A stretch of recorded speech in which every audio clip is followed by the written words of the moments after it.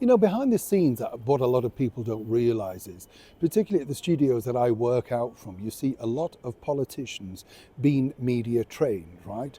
And what I always find fascinating about the media trainers is they're ex-TV presenters who have not been on television many times for over 20 years. So they have no idea about the way that now the latest sort of media interviewer might operate. They're very cosy. They have no idea about the way that you could be stopped by social media, by anybody, literally with a camera, and asked a burning question. And I've seen them come through that studio, the big, the short, and the small, right? And they all come out of it thinking they're now fully equipped. But clearly what you see is how badly these people are trained.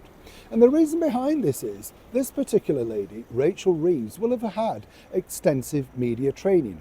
But really, could you get a woman any more dense on how she's treating her, well, once most loyal voter? Let me explain.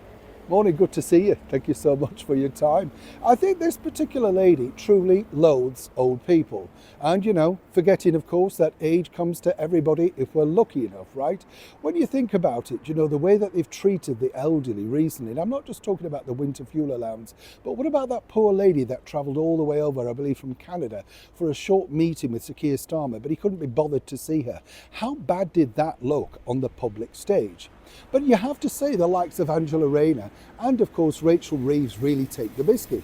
Rachel of course has had a rather sketchy background and we're yet to find her real CV. Many people are suggesting that she's not fully equipped to take on this particular job as the Chancellor of the Exchequer, but she's very keen to point out she was the very first female Chancellor, and she's set for life now. She'll get a book deal and protection for the rest of her life, and of course she's got 3 homes: Grace and Favour, her own second home, and her first home.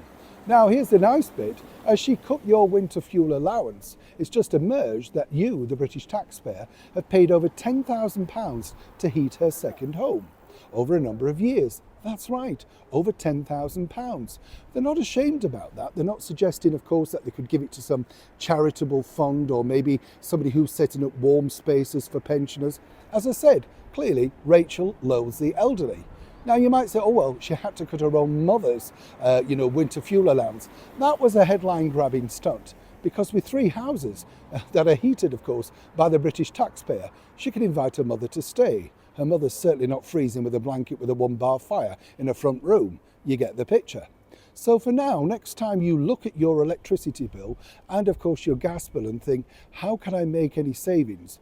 Well, it's tricky, isn't it, for you? But it's certainly not tricky for the Chancellor of the Exchequer.